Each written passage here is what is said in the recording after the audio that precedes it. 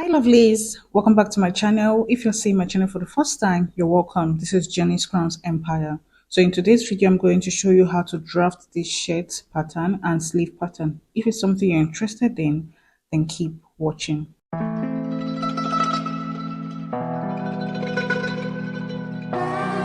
So I'll be making use of this pink crepe fabric. It's a thick crepe fabric. I'm making this outfit for my sister, and this happens to be her favorite color. And I have just 2.5 yards here. I actually got 3 yards, but I used part of it for another project, and this is what I have left. So I'm making use of this to make a long sleeve shirt and shorts. So I'm going to find a way to work with what I have to get what I want to make. So I'm going to set this aside. Then we're going to work on our pattern.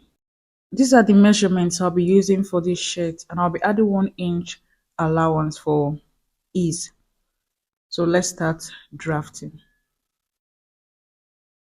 I'm going to start with, this is the front um, pattern we are trying to draft. So I'll start with my line here, which is going to serve as my shoulder line and my starting line. Then at the center here, I'm going to be making use of um, 3 inches. You can make use of 2 inches, you can make use of 2.5 inches. Now we're trying to have this part for our buttons. We're drafting a shirt. So you want to do this first before putting down your body measurement. So I'm just going to go ahead to put my ruler here to connect the point I have marked. So whatever measurements we're going to be putting down here, all our measurements are going to start from this line here. So after marking this, you can go ahead and fold this.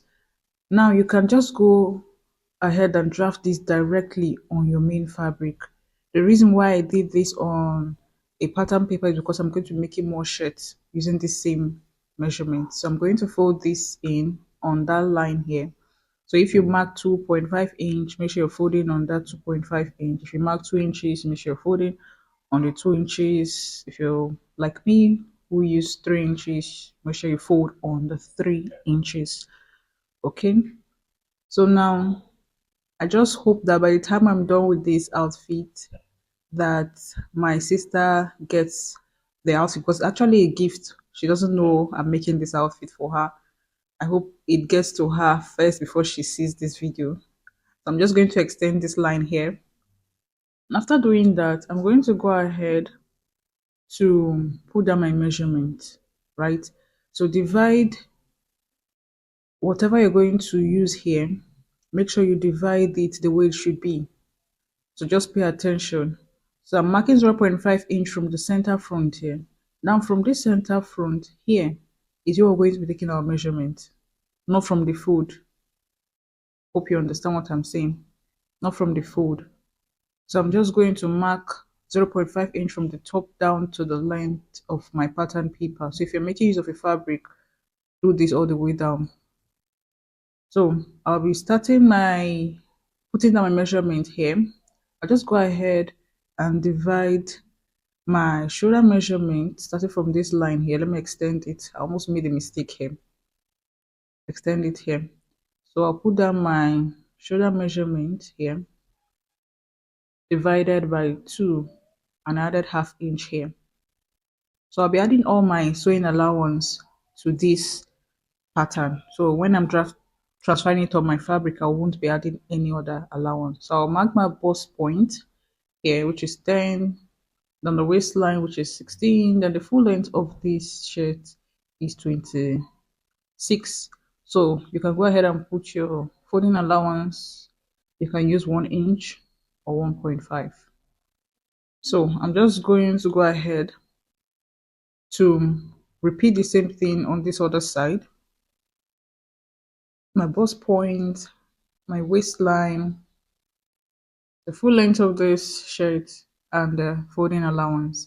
Then I'm going to extend my line. Please, again, take note. We are starting our measurement from this line here that I have, right? So I'm just going to go ahead and extend the lines. So I'll be cutting the front pattern first. Then I'm going to use it to cut the back. So please, this is going to be as simple as possible. I'm making this in a very simplified method. So I'm just going to mark my, let me go ahead and label this so you're not confused. All right. So I'm going to go ahead from this point here. I'm going to be making use of my um round bust measurement, or rather you make use of your round hip, the fullest part of your measurement. Mine is 44, then I divided it, then I added extra 2 inches to it just to be on the safe side. So I marked it at the shoulder line. I'm marking it here all the way down to the full length. So divide the fullest part of your body. If your bust is the fullest part, divide it and add 2 inches to it. All right. So I'm just going to create a square here. Is it a square? A rectangle. I'm just trying to cross check what I have here. So I'm just going to create a rectangle using my measurement. So like I said, I'll be adding 1 inch um, ease allowance to my original measurement. Then I'll have 1 inch for my sewing allowance. So I'm just going to go ahead to work on this shoulder. So I'm going to come down from this point here by 2 inches. I'm coming down from here by 2 inches. I'm going to extend it all the way here. Now, this is a shirt we're making. I'm going to have a drop down from the back piece. So you're going to understand what I'm trying to say and why we're going to subtract this 1 inch from the shoulder. Sorry, 2 inches from the shoulder. We came down by 2 inches. If it's a normal top or a blouse, normally we come down by 1 inch. But for this shirt, I'm coming down by 2 inches from the shoulder. And you see the reason why. We are cutting a shirt, so it has a slight difference in the shoulder slope. So now this is another pattern paper where I'm going to be cutting my back pattern. Like I said, I'll be using the front as my template, right?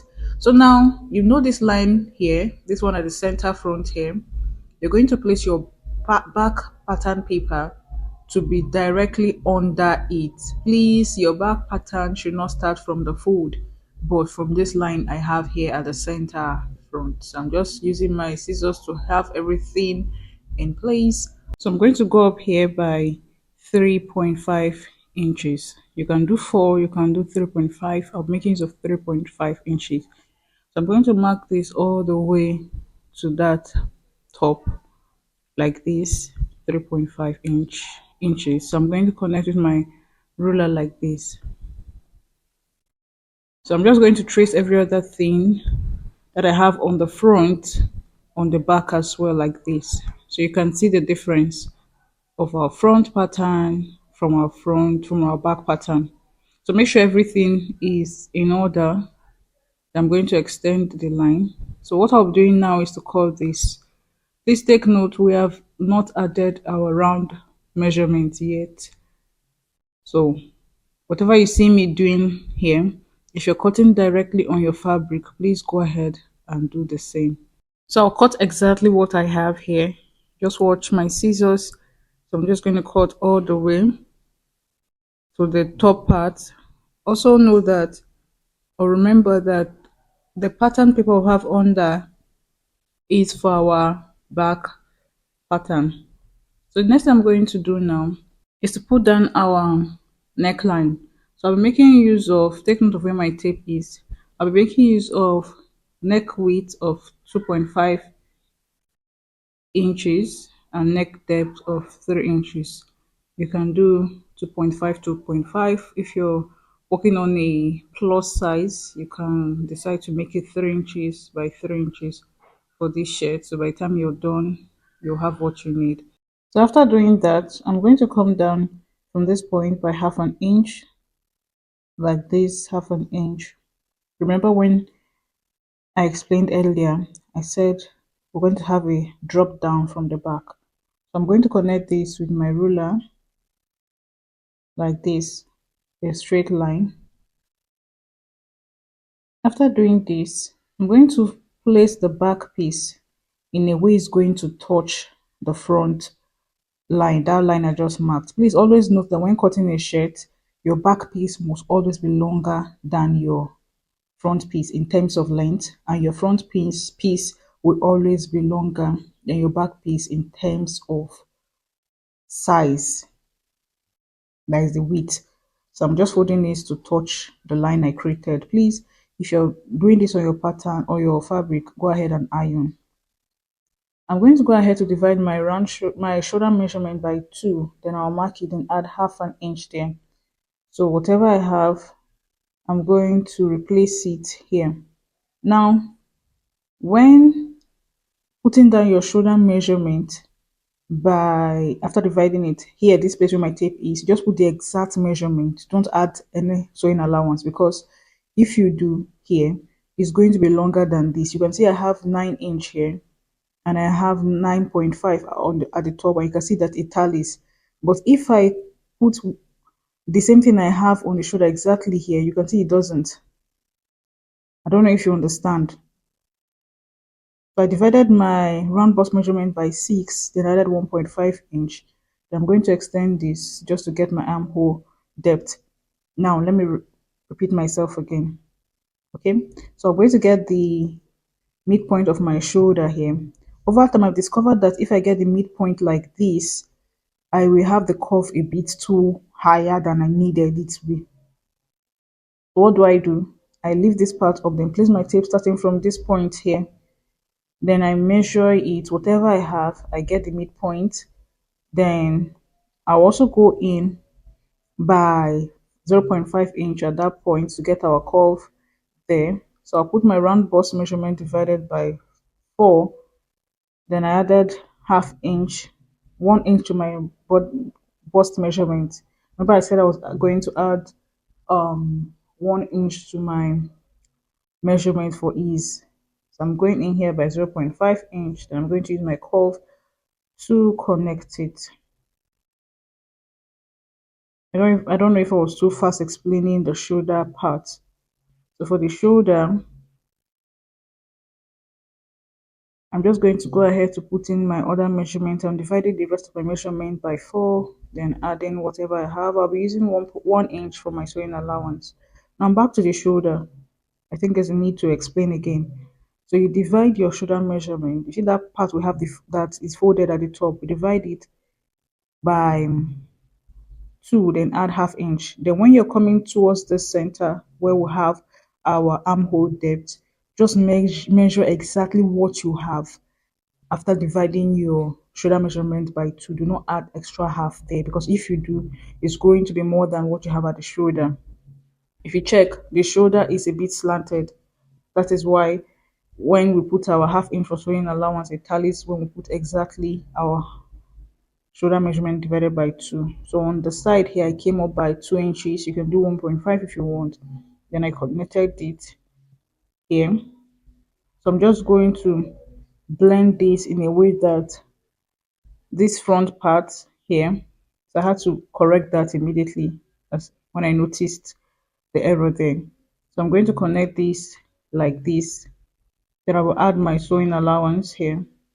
I'll be making use of 1 inch sewing allowance.